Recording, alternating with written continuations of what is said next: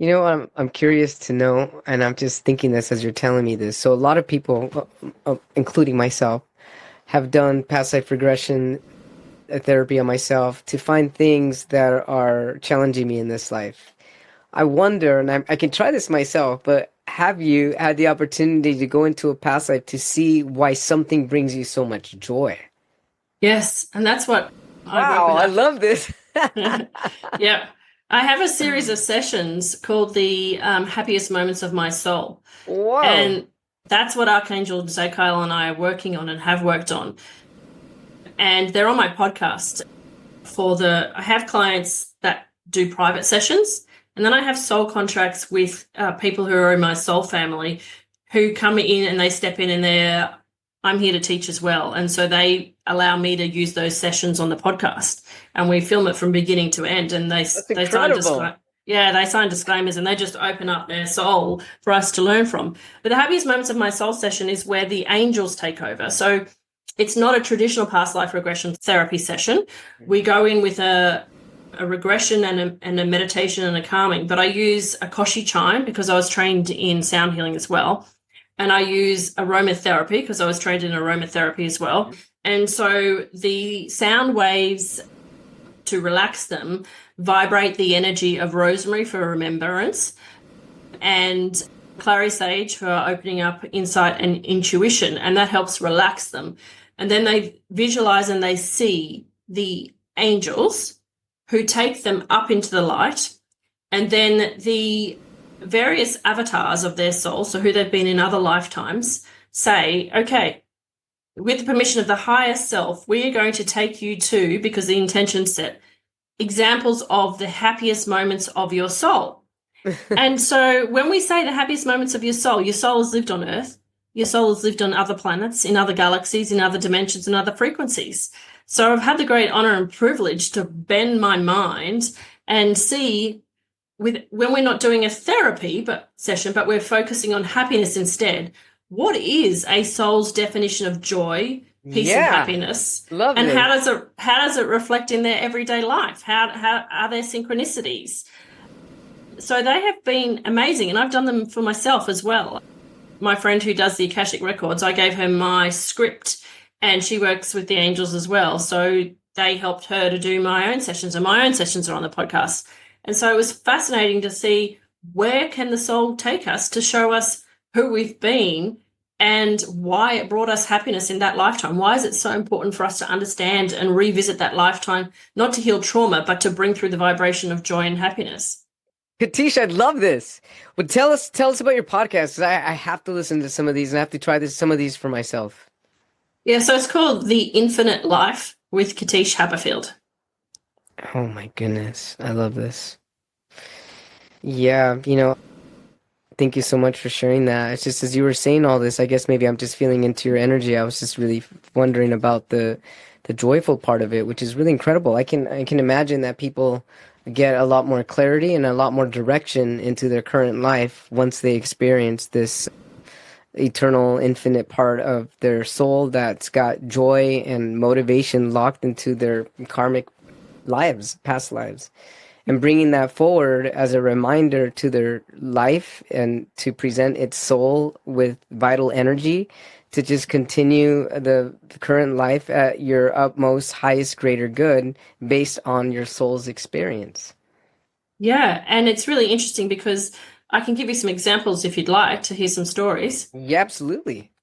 So, one of the things that I have been learning to do is to accept. I was one of my favorite TV movies when I was a little girl was, E.T., with Drew I Barrymore. love ET. Yeah, I love Drew Barrymore. And so I've been drawn to her my whole life.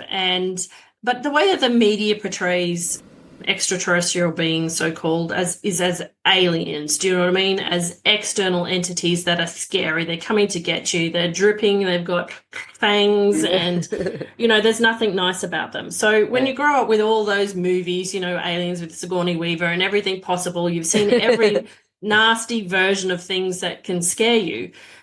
When you're confronting the fact that your soul has happy moments and they might be on other planets, it can be a bit of fear coming up. Oh, what am I going to see myself as? help. Right. I'm scared of that. And so this is the funny part is in my first session when I was doing my happiest moment of my soul. So not only do I work with Archangel Zadkiel, but I work with Archangel Michael. And Archangel Michael was trying to tell me on the other side of your fear of living in other places and being called an alien is some of the most incredible joy you will find. And so he tried in the first session to take me up onto a spaceship to show me how to move my mind into another dimension. And he dressed himself up in a suit because when I see Archangel Michael, I see him kind of like you, but imagine a black three-piece suit and a top hat, and he's wearing tails. And he he tap dances. And my clients see him in sessions, and they will send messages to me from Archangel Michael. Oh, by the way, Archangel Michael just tipped his hat, and he's got something to say to you that'll make you laugh. And I was blown away. But anyway, in this scene, we're walking up this, and I'm dressed in a bride's gown. And I'm like, what? And he's like, I need you to come up here into this ship, and then we will take you into the next moment. And all of a sudden, his head turned into a lion, and mine turned into a lion, and I bit his head off. Oh, wow. And suddenly they just started laughing, and they're like, okay, we're not ready to see that yet. We'll go to another happiest moment. You've got some fear there. We'll work through that in your private life, but it's not ready for this session. So the next time in the second session when I came up, this time I was fine, straight in. And I went into this amazing lifetime, which, again, my fear came around about this lion being. And so I saw this being as an elephant instead of a lion first. But it was actually a lion. And in this lifetime, I went straight into a cave where I lived, and it was just literally all crystals. So I lived in this cave of crystals. Wow. It was amazing. And the crystals weren't, like flat. They were sharp. So I had slippers on so they wouldn't be too sharp. And I was dressed in, a three-piece suit. And I had a briefcase. And I quickly went in and had a look around this beautiful room. And then I was taken in fantasy fiction as well. So I read the Morrigan Crow books, and in it she has one of her characters who catches to spiritual school, a elevator, like a chairlift with an umbrella. And literally in this scene I caught this chairlift with an umbrella, and I went straight into this special, it was like underneath a lake, and I went straight into a university kind of like environment, and I stood up at the front of the lecture hall, and I'm watching myself thinking, what am I doing here? And why there's so many people? Because it felt a bit like, do you know in Star Wars where Padme comes in and she delivers her message and her little pod comes into the front of, So, it's like going into a federation, but I can't see any of the people's faces.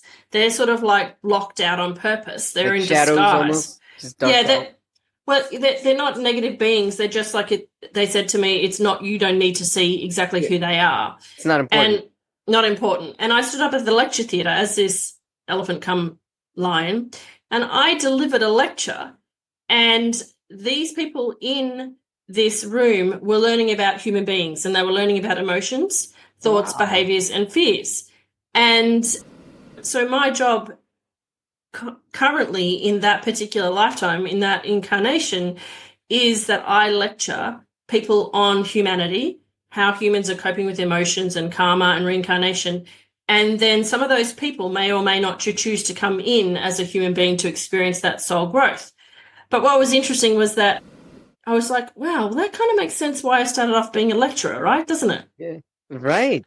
And it kind of makes sense as to why I started a podcast to showcase examples of past life, because it's a way of teaching through demonstration rather than here's a lesson and here's what the principles of reincarnation are. And then in my third session, they showed me where I could see myself as the lion because I was now comfortable. And I'm sitting on a deck chair, basically watching a big screen, and he's watching everything that I do. Wow, that's it's like it's a real-time feed of him watching. He's got like a beverage of whatever you drink when you're a lion in this other lifetime, watching, and he's taking notes. So I was like, Okay, there must be some kind of soul contract there that says I'm going to experience certain things to be able to demonstrate to these people in these other places the principles of stuff. And well, that brings me happiness, but some of it is too extreme. So I'm going to modify that contract. And so I've been able to say, okay, have we finished dealing with this content now? Because I've had enough as a human being. I think I've demonstrated that. I think you've got all your teaching principles. I would like to clear that energy out of my aura now. And they're like, yeah, fine, done. So, but that was an example of one of my happiest moments of my soul that I couldn't even imagine. And it relates to the things that I started off doing and I was drawn to originally, but I don't do now. But I do it in a different way, in a nuanced way. So it made me happy to know that I was being of service and that the things that I had gone through were to teach people about situations that they may face when they incarnate, but also to help beings from other locations understand how difficult it is to be a human being. It really is extremely difficult.